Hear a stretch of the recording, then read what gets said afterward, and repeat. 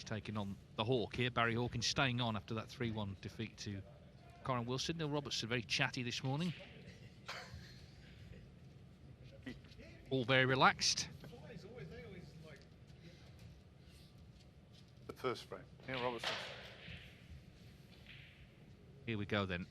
Yeah, as yesterday started, he looked like he might miss out on the playoffs. He was down in 6th spot in the table, but he won his 2 matches, and he won them well, 3-0. Didn't win the semi, 3-0 against Higgins, but here we go again. And of course, Hawkins, well, having lost his first match, will want to make amends here. 1-3-2, by the way, the break from Higgins. That's a nice start from Barry. Barry, I'm sure, will be a little disappointed with some of his play in that previous match with Kyron. Had numerous opportunities, and in the end, Kyron, although he won 3-1, didn't have to play particularly well to do so.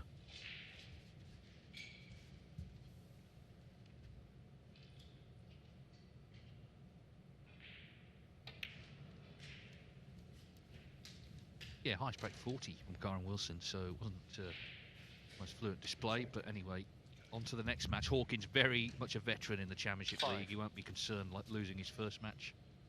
Just on to the next one.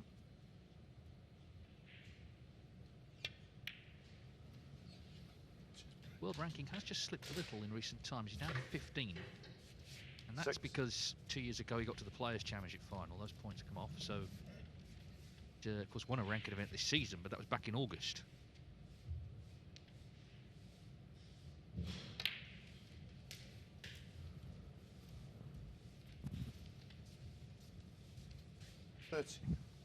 Remember they played a few years ago at the Crucible, and as they came out to start, Neil Robertson tipped coffee down his trousers. Thankfully, no mishaps today, though. Not yet, anyway.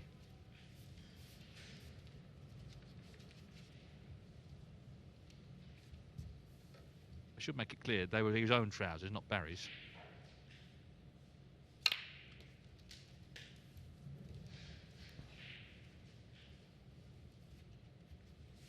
Of course, they played recently at the Masters. Hawkins won 6-3 at Alexandra Palace, so a big occasion, big win.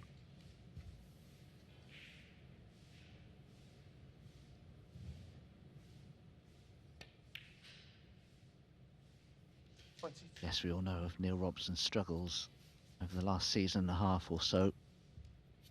But for me, he was back pretty much to his best in the previous Group 3. Played some superb snooker and just looked better. He looked more positive and looked like there wasn't any issue anymore with his game.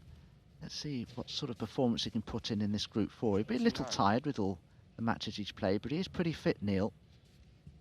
And I think this extra match practice will do him the power of good, in all honesty. 30.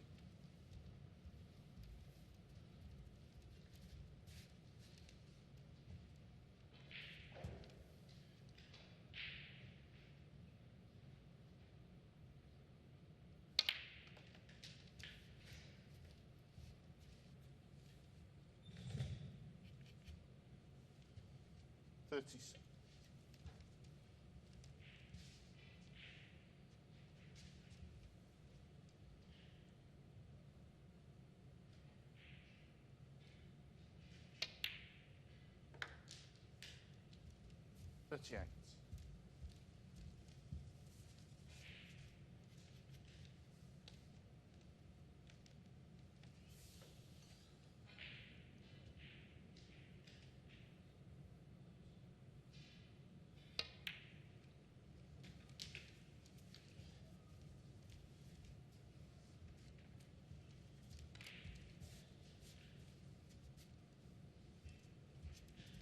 $40.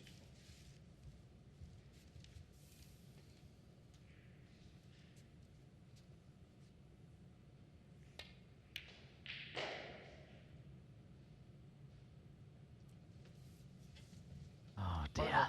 You don't very often see Barry miss a pot as easy as that one. Maybe he just hasn't quite found his focus and concentration and took that a little to cause the mistake.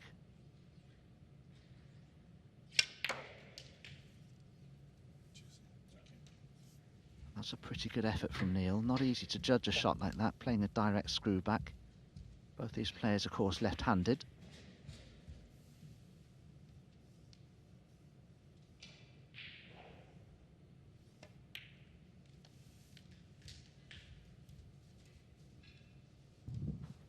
And I've certainly seen a slight change in playing conditions. This is the third day that these cloths have been on the table, and I feel that the cushion rails are just a little more quicker than they were. Just remains to be seen what sort of ball reaction Neil feels he's getting out of the cloth. Just a little too much on that occasion.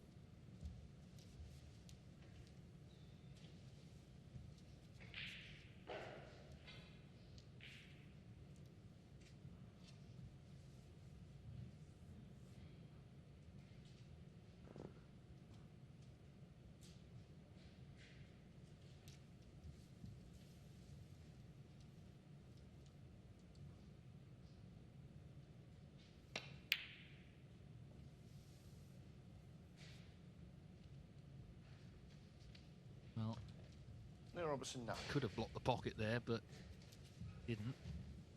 Yeah, it's sort of blue. You kind of fancy him for it, but obviously there's a bit more pressure on because he would be leaving a red on, you would think, if he missed. So Hawkins, who missed that red out of nowhere, gets another chance. Just to say on table 2, Ricky Walden, Jagu Dong just getting underway. That's live on the Matchroom Multisport YouTube channel.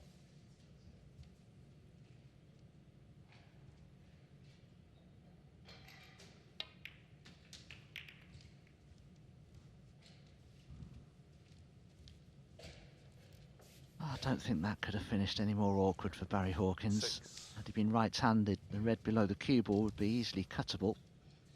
But when you consider the cue ball's in the middle of 6 reds there, and he's on nothing easy, that's unfortunate.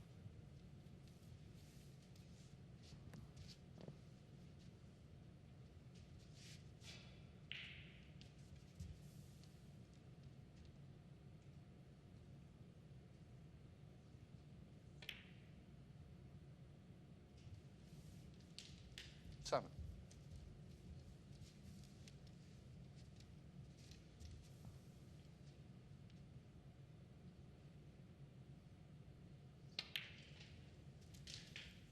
Strong in every area, really.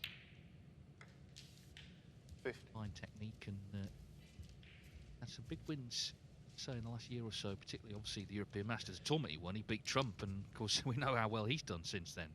Beat Trump in the final, beat Robertson at the Masters.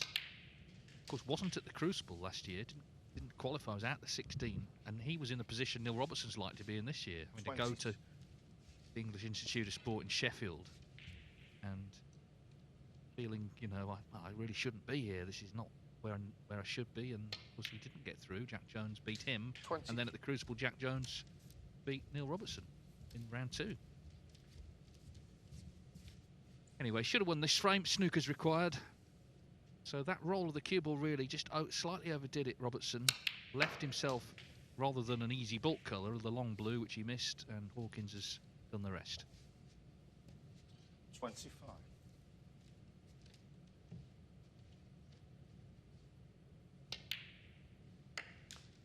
26.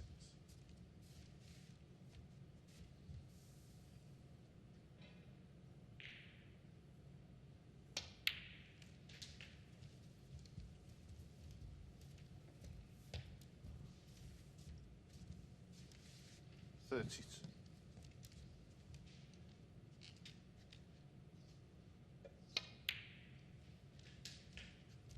33.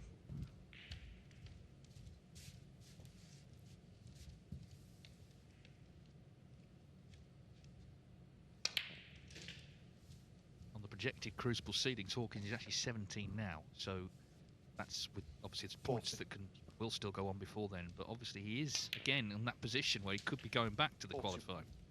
Going to depend on the Welsh Open, going to depend on the World Open, of course, whether he's in the Players Championship. Ranking points available there as well. 47.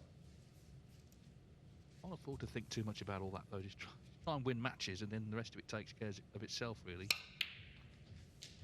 49. Yeah, Hawkins on the 1-year list is in 6th spot, so he will be in the players, and that could be the decisive factor in terms of being seeded at the Crucible. Yes, so he'll overtake a couple of players, you'd think. Somebody, I think 50s. Robert Milkins is in 14th or 15th place, but Barry could overtake players such as Rob, who won't be in those 56. tournaments because there are a lot of points on offer. The Players Tour Championship, etc.